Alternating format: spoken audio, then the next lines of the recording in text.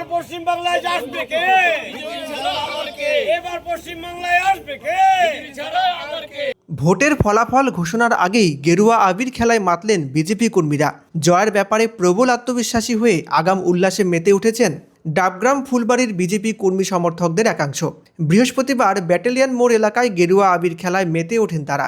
এদিন একে অপরকে আবির মেখে আনন্দ উদযাপন করতে দেখা যায় কর্মী সমর্থকদের। তাদের দাবি, এবারে নির্বাচনে পশ্চিমবঙ্গের রেকর্ড সংখ্যক ভোট গ্রহণ হয়েছে এবং তাতেই বিজেপির জয় নিশ্চিত। ফলাফল প্রকাশের আগেই তাই আগাম উদযাপন।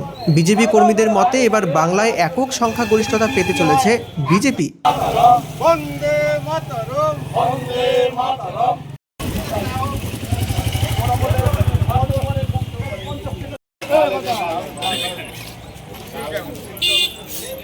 দেখুন, কালকে 23 তারিখে প্রথম দফা ভোট হয়ে গিয়েছে, প্লাস কালকে 29 তারিখ ভোট হয়ে গেছে। কালকে যা ভোটের পার্সেন্টেজ 92% উপরে রয়েছে এবং ইলেকশন কমিশনার এবং রাজ্য পুলিশকে অনেক অনেক ধন্যবাদ জানাই।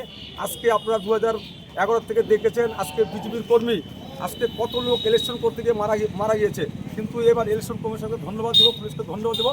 আজকে অবধি আপনারা সাংবাদিকভাবে বলতে চাই যে আশা করি মনে হচ্ছে একটা খবর আজকে পাননি, মনে হচ্ছে কোনো লোক বা কোনো ইলেকশন করতে গিয়ে মারা গিয়েছে। এটার জন্য আমরা আজকে খুব খুশি এবং আনন্দিত আছি।